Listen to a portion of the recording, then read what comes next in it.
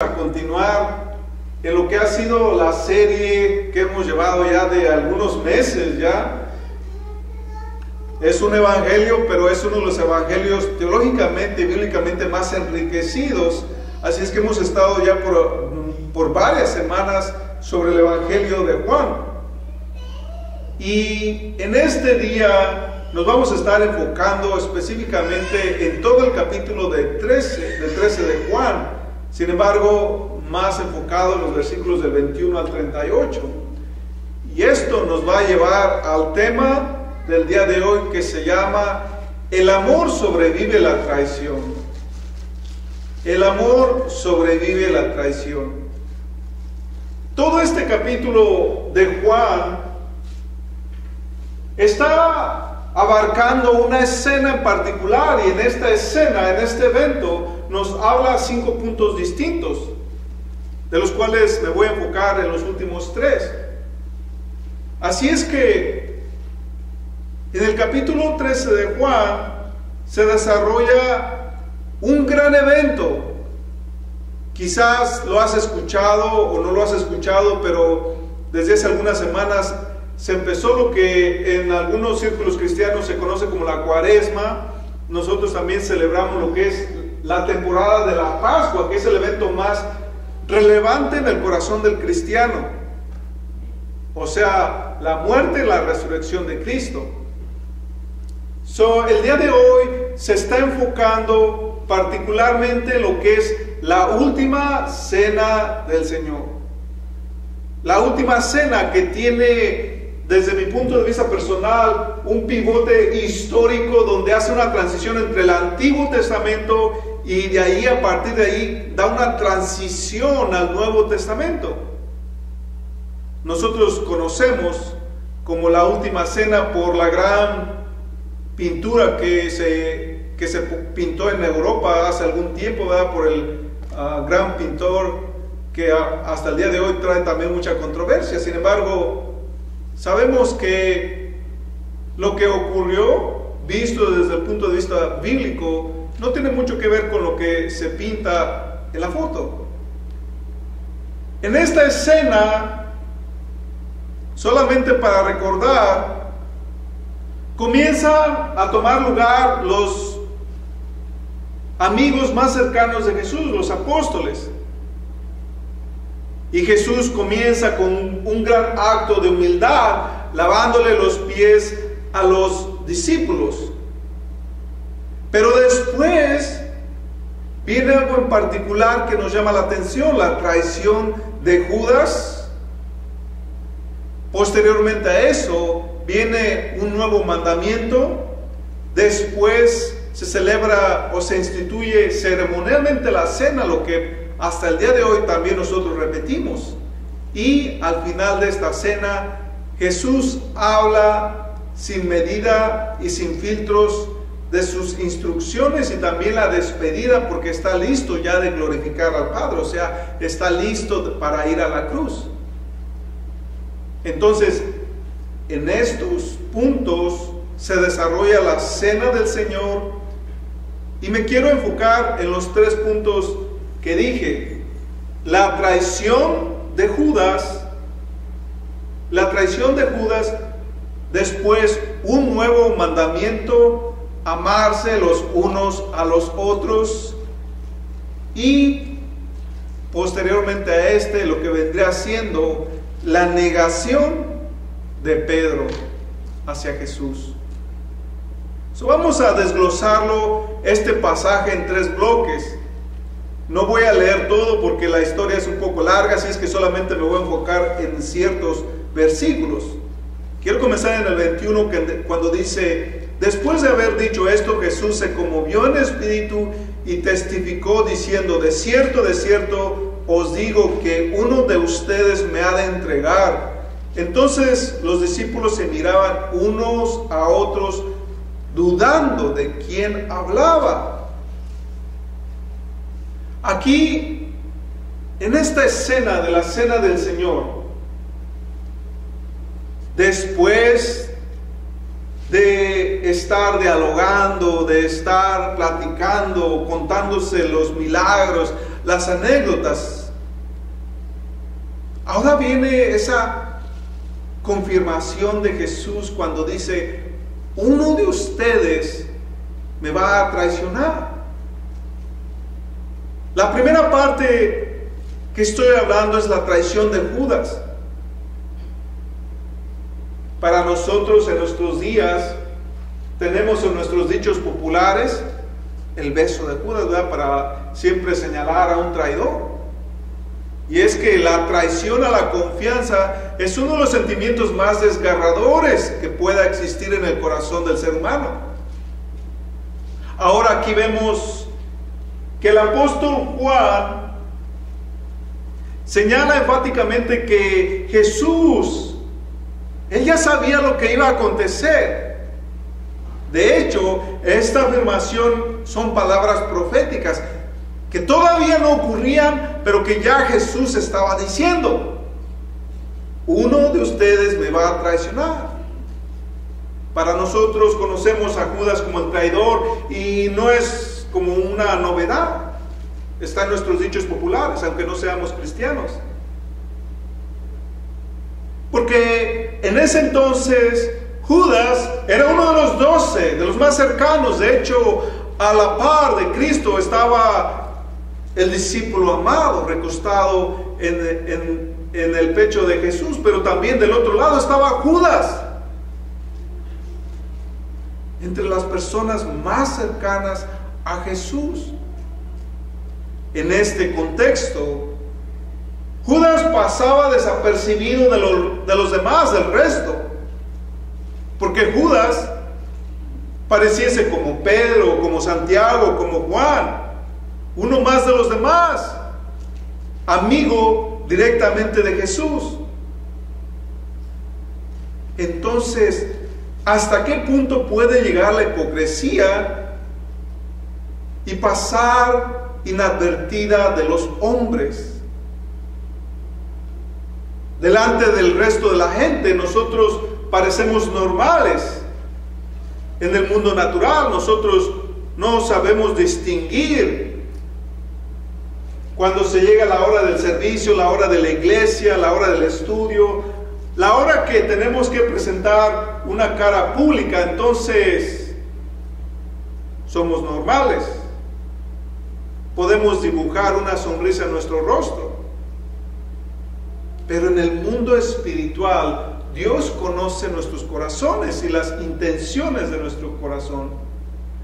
Así es que en esta escena aparece una persona que para el resto era como los demás, pero como Jesús estaba mencionando, ya se estaba promulgando de que entre ellos, entre el círculo más íntimo de los muchos discípulos, había un traidor. Entonces, es un sentimiento lleno de dolor y de tristeza, de decepción, cuando una persona traiciona a otra. Un autor o un poeta dice que un niño ingrato es más hiriente que el colmillo de una serpiente. Aquí vemos que desde los comienzos, Satanás en el mundo espiritual estaba continuamente trabajando en contra del reino de Dios. Y aquí vemos el poder y el dominio que ejerce sobre aquellos bajo los cuales permiten que Satanás haga su obra en los corazones confundidos, temerosos, en los que no confían en Dios y en aquellos que también tienen una parte perversa dentro de sí mismos. Satanás entra en aquellas personas que no se resisten a él. Y vemos cómo Satanás quizás estuvo trabajando con Judas Iscariote desde mucho tiempo atrás, pero lo estaba haciendo de forma sutil y gradual hasta que llegó el tiempo en la cena del Señor, cuando Jesús promulga estas palabras proféticas. Y luego Pedro le dice a Juan, pregúntale quién es de nosotros. Y empiezan a cuestionarse, empiezan a verse uno al otro. ¿Acaso soy yo? ¿Acaso soy yo, Señor? Porque ni aún ellos mismos sabían quién era el traidor. Pero en ese tiempo y en esa cultura, el huésped de honor estaba a la par del que hacía la fiesta. Y el gesto que Jesús toma y mete un pedazo de pan, lo moja posiblemente en aguas amargas, en miel y en otras frutas molidas, y se lo da a Judas, para nosotros no tiene sentido, pero eso era un gesto que en esa cultura era al invitado de honor, que yo estoy honrando a ese, lo doy con un pedazo de pan mojado, como un gesto cultural de decir, él es mi invitado de honor. Jesús estaba diciendo que Judas era un invitado de honor, pero al mismo tiempo era una señal de decir que él era el traidor y que solamente aquellos que preguntaron tal pregunta lo supieron después de que Jesús le entregó el pan a Judas. Y aún Satanás estuvo presente e intensamente estaba trabajando en el corazón de aquella persona. Y cuando Judas come el pan, dice la palabra que Satanás entró al corazón de él, en el versículo 27. Una de las expresiones más terribles en las Escrituras, que Satanás, no dice un demonio, sino dice el adversario, entró al corazón de aquella persona. En muchos lugares no queremos saber de que existe la posibilidad que hay espíritus malignos que entran al corazón de las personas. Las personas no quieren saber que están influenciadas, endemoniadas, poseídas por estos espíritus malignos, y mucho menos por el jefe de jefes, por Satanás. Y sin embargo, en este versículo 27 dice que Satanás entró en él, y marca el momento preciso en que Satanás tomó posesión del corazón de Judas, porque Judas se lo permitió. En cada paso Judas tuvo la libertad y la oportunidad de rechazar o de aceptar esta tentación del diablo. Sin embargo, con cada uno de sus hechos, Satanás estaba permitiéndole más y más entrada.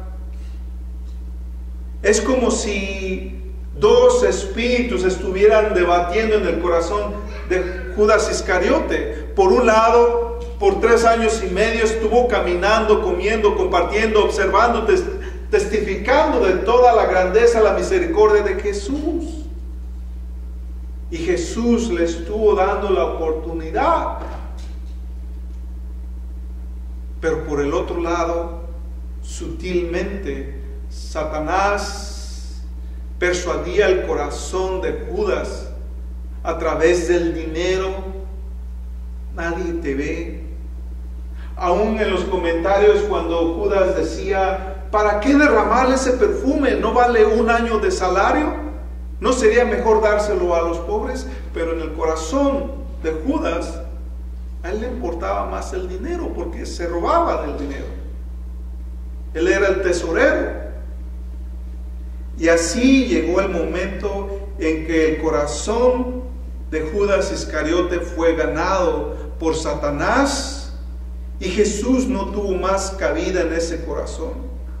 Es como Caín cuando salió de la presencia de Dios. Es como Balaam cuando amó más el premio de la maldad, o aún como Atifoel, que traicionó a su amigo fiel. Los peligros que encierra la tentación del dinero,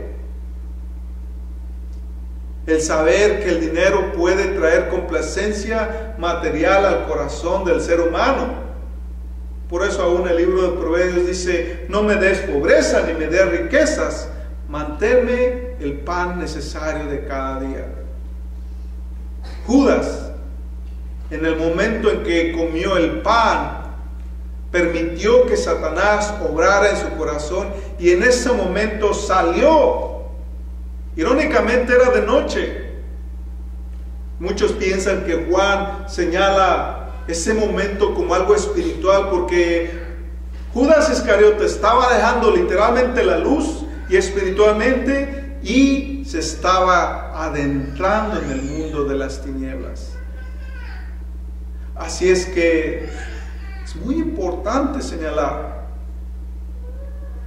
que aún entre las personas más cercanas a Dios existe el riesgo de caer en la tentación hasta convertirnos en un traidor. Todos entendemos ese sentimiento cuando en un matrimonio o en una relación uno de los dos decide adentrarse en una aventura. Es una traición que duele hasta lo más profundo del corazón. La traición cuando un hijo abandona la casa, cerrándole las puertas al corazón de su madre, de su padre. La traición cuando nosotros en confianza somos apuñalados en la espalda o así nos sentimos en una relación de amistad. Continuamente hay situaciones que sentimos nuestra confianza traicionada por la persona a la cual le abrimos una parte del corazón íntimo. Y nos sentimos traicionados, decepcionados, entristecidos, decaídos, porque la confianza fue pisoteada por aquella persona. Así es que nosotros también sabemos de primera mano cómo Dios se siente cuando nosotros le traicionamos a Él. Y con todo y eso vamos a ver que en esta historia no es el fin, ni termina así. Ahora vamos a pasar al segundo bloque de este pasaje, que es el mandamiento del amor.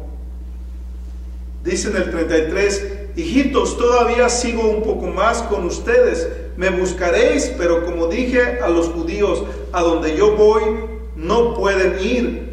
Y les digo a ustedes ahora, un mandamiento nuevo os doy, que se amen los unos a los otros como os he amado.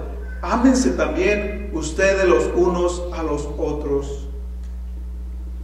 Este pasaje, esta parte del pasaje, alude a varios acontecimientos, comenzando a decir que Jesús se va a ir a un lugar que los demás no pueden ir, no lo pueden seguir. Lo van a buscar, pero no lo van a encontrar. Su presencia visible no estará. Si ahora nosotros ya sabemos que estaba hablando de su muerte y su ascensión, esto quiere decir que después de su muerte y ascensión, la gente los seguiría buscando, pero no podría ser hallado.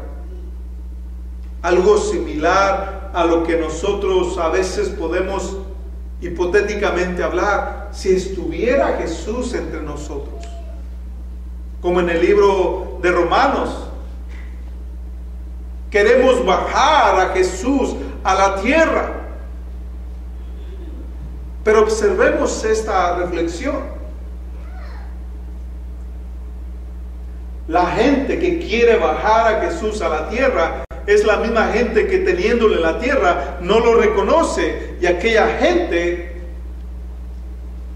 ni lo tiene en la tierra ni podrá alcanzarlo en el cielo, porque un día que muéramos sin confiar en aquel que vino ya, tampoco podrá llegar a Él. No podremos traer nuevamente a Jesús a la tierra ni tampoco podremos ir al lugar donde Él está si nosotros no podemos confiar legítimamente en Él. En relación a la muerte será revelada la verdadera diferencia entre aquellos que verdaderamente son discípulos de Cristo o aquellos que se han convertido de alguna forma u otra en sus enemigos. Por eso la palabra habla específicamente en el capítulo 8 de Juan, que en sus pecados morirá la gente.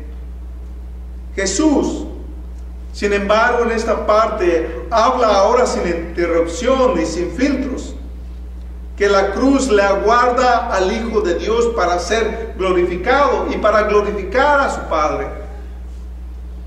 Juan,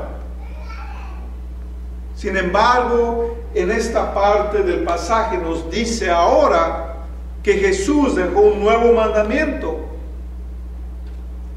y que lo dice categóricamente también en las cartas paulinas, que el que no ama a su hermano no ha nacido de nuevo. ¿De qué estamos hablando?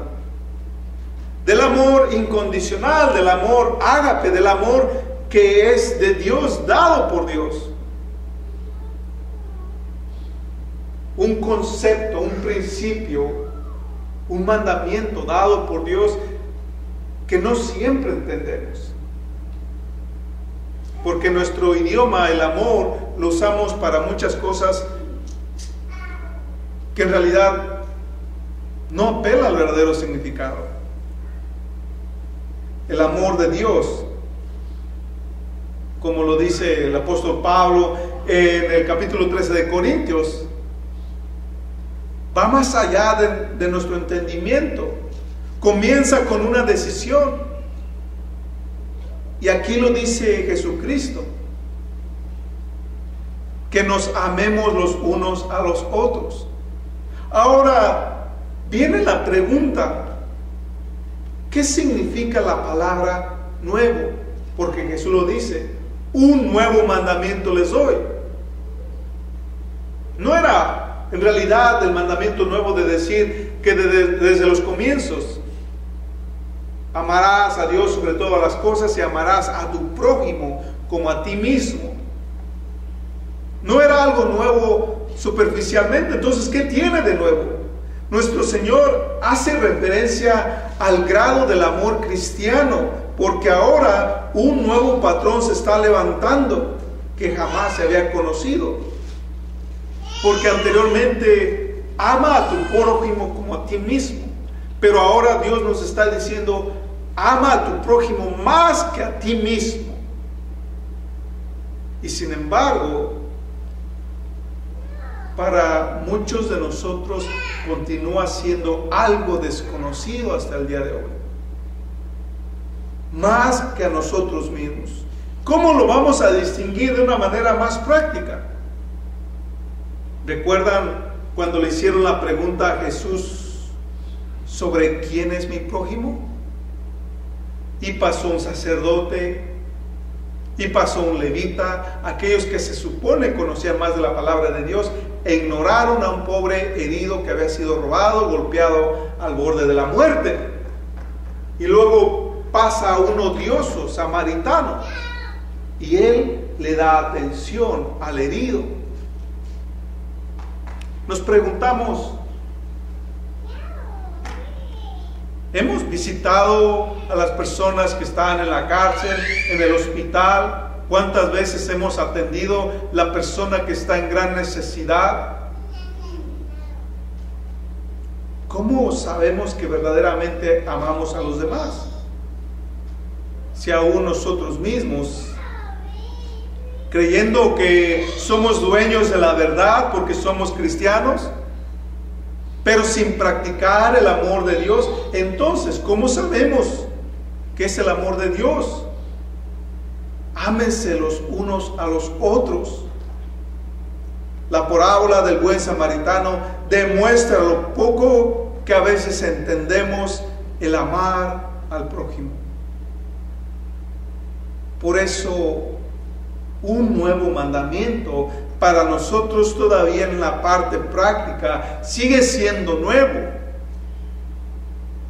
A este tipo de amor que se llama ágape incondicional es aquel amor sacrificial, es aquel que estoy dispuesto a sacrificarme por el amor a aquel que tiene necesidad.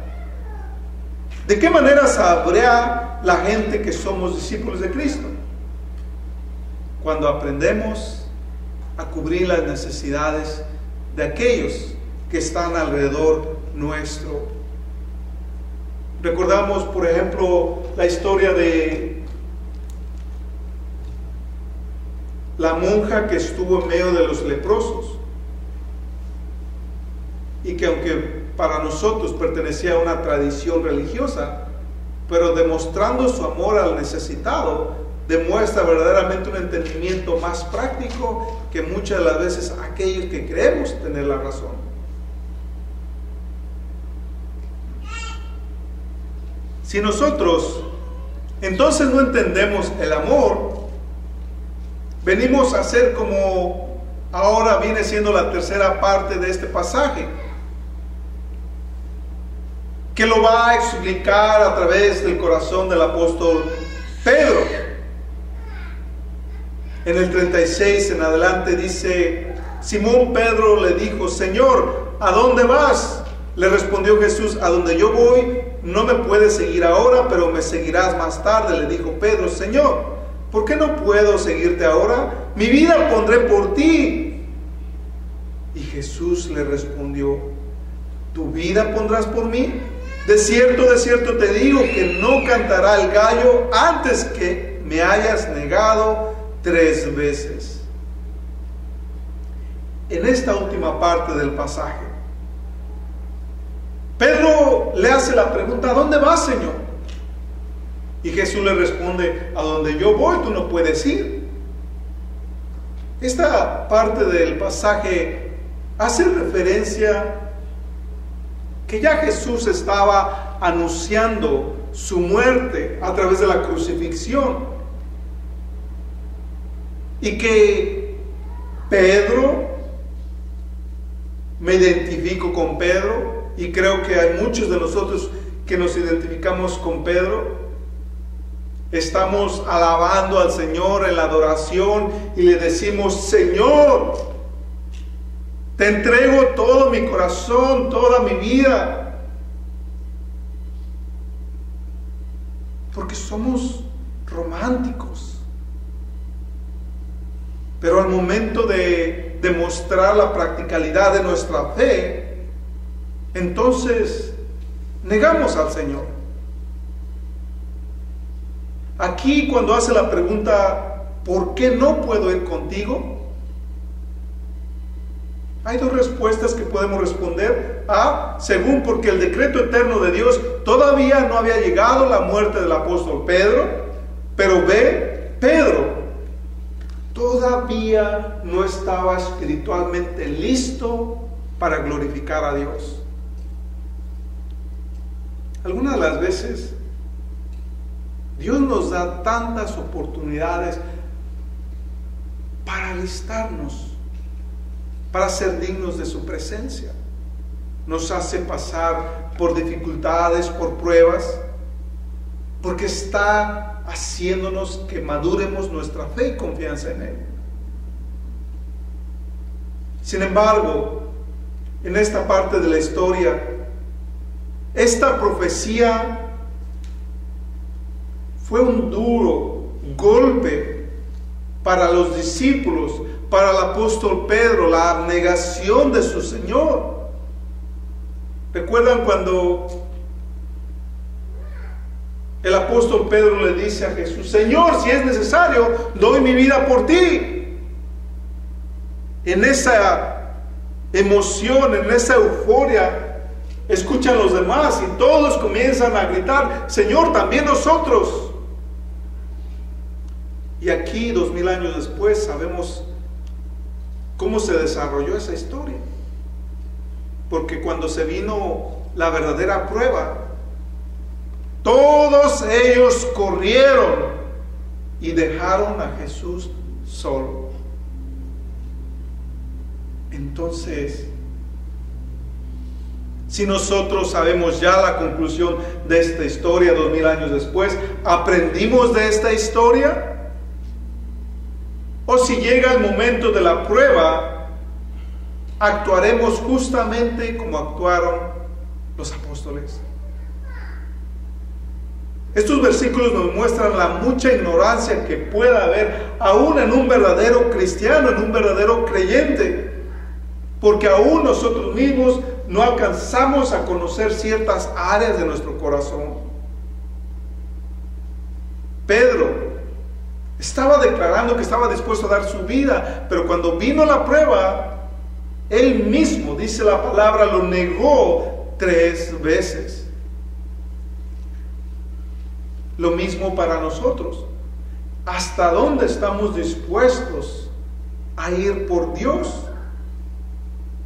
No conocía su propio corazón porque estaba basándose más como en sentimientos y emociones. Por eso, nosotros debemos analizar nuestro caminar. ¿Son emociones y sentimientos o estamos confundiendo que eso es la fe? A lo largo de los años, cuando vamos a un retiro y salimos recargados, animados, motivados, con la emoción floreciente, diciendo: wow, Dios es bueno, Dios es grande, Dios es real. Y solamente para el paso de algunas semanas o meses, ya esa fe y esa emoción ha sido golpeada duramente por las situaciones personales, por los problemas, por la monotonía. La fe es una confianza que va más allá de un sentimiento, de una emoción. Y con todo y eso, Jesús sabía y conocía perfectamente las debilidades del apóstol Pedro o del resto de los apóstoles, y los amó incondicionalmente.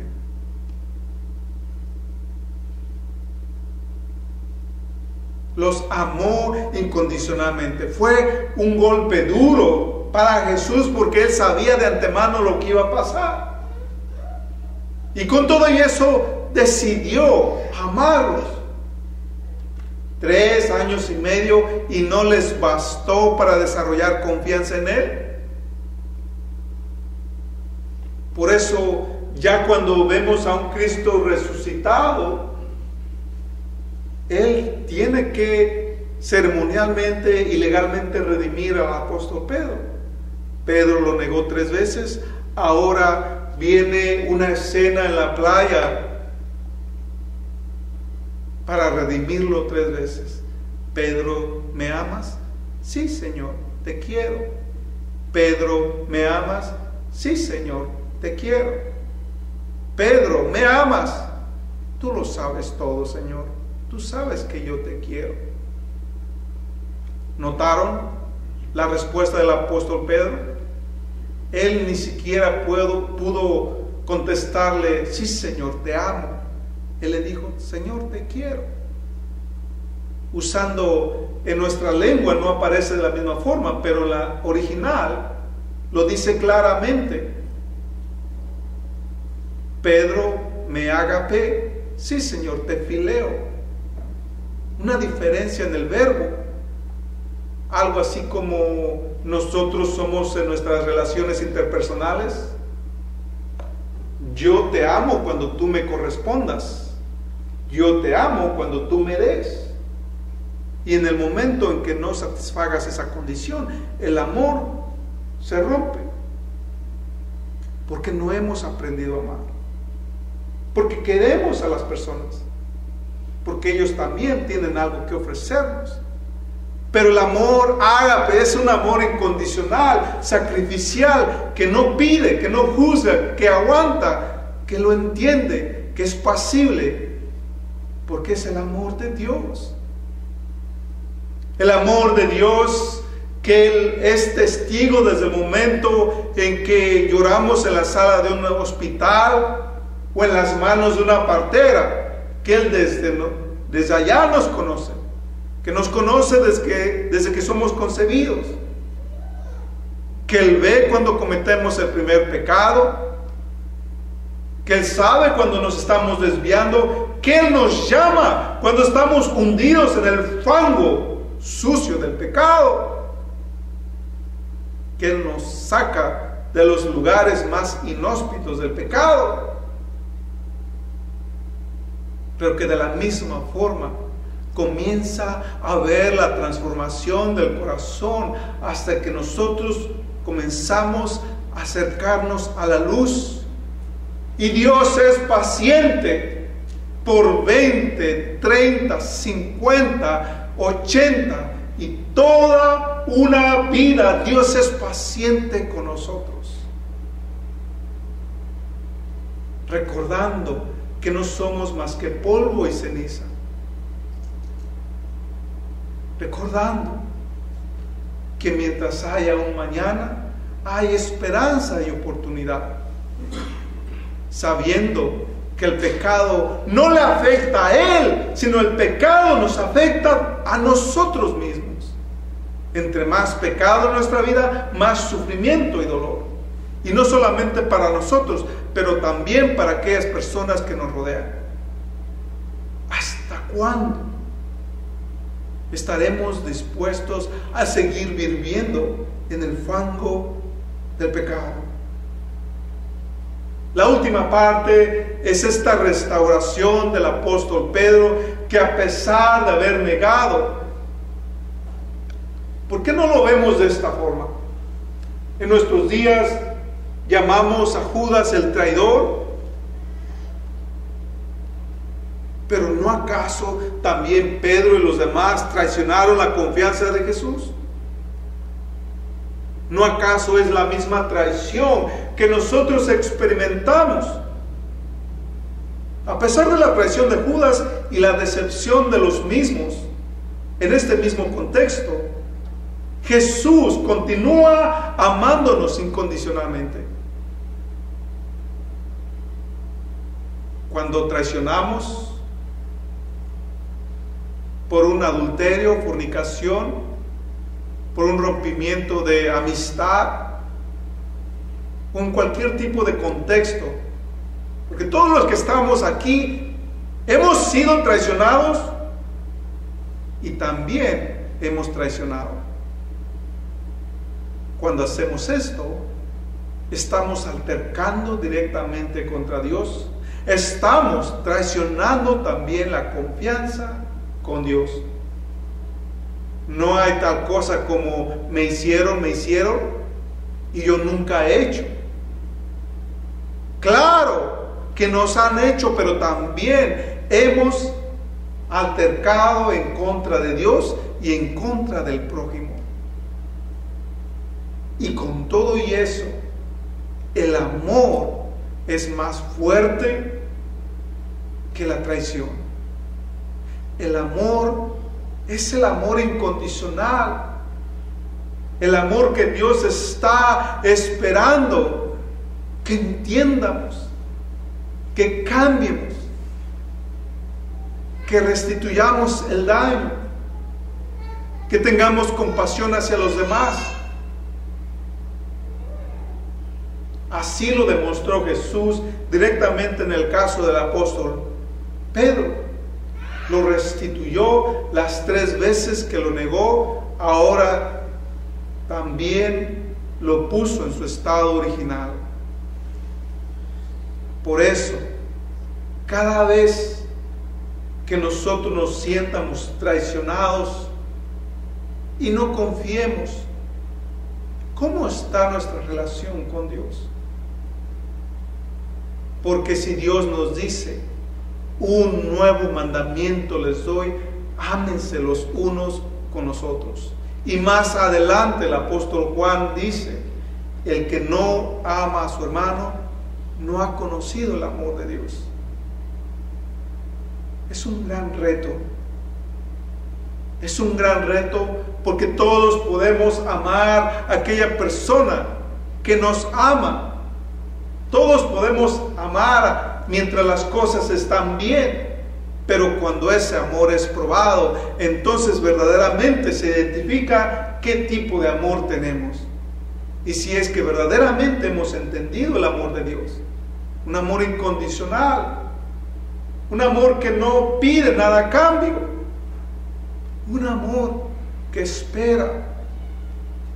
Así es que en cada uno de nosotros está esa decisión de esforzarnos, de querer amar a aquella persona, comenzando en nuestra casa, pero también en la iglesia, en nuestra comunidad de fe.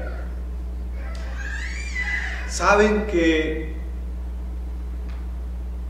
por muchos milenios ha habido una hambruna global terrible, y esa hambruna es una hambruna por amor. Aún en muchos de nosotros hay un hambre de amor. La persona que está cambiando brazos a otros brazos, ¿te has preguntado si verdaderamente has conocido el amor o simplemente hay escasez y hay hambre de amor? Quizás porque tus padres no supieron demostrarte el amor. Quizás porque no nos hemos sentido amados. Quizás porque no tuviste un padre o una madre. Quizás porque te sientes aislado, solo, sola. Entre las 5 necesidades grandes del alma, el amor es el más grande. La necesidad que un corazón que no se siente amado o amada tratará de llenar ese vacío con adicciones, con odio, con rencor, con abandono, con rechazo, de miles de formas: entretenimiento, trabajo, dinero. Y así pasan los años hasta que un día el azote del tiempo nos llega y nos damos cuenta que ha pasado el tiempo y seguimos aún sin ser amados. Y sin embargo, si desde el momento en que entiendes que lo que hay en tu corazón es escasez de amor, ¿por qué no le damos la oportunidad a Dios? Dios, escuche lo que dice en su palabra. Cuando una persona pasa de ser esposa a ser viuda, de ser esposo a ser viudo, ahora Dios toma el lugar de su pareja. Cuando un hijo crece sin padre o sin madre, Dios dice: aunque tu padre o tu madre te fallen, yo estaré allí. Dios está tomando el lugar de los huecos o vacíos que pueda haber en nuestros corazones. Y si le damos la oportunidad a Dios, entonces nosotros podemos ser completos en Cristo y podemos desarrollarnos como una persona completa, sin tener que depender de adicciones, de vicios, de malas costumbres, de pecados, de simplemente estar ocupados para no acordarme. ¿Por qué no le damos la oportunidad a Dios que tome ese lugar y ese vacío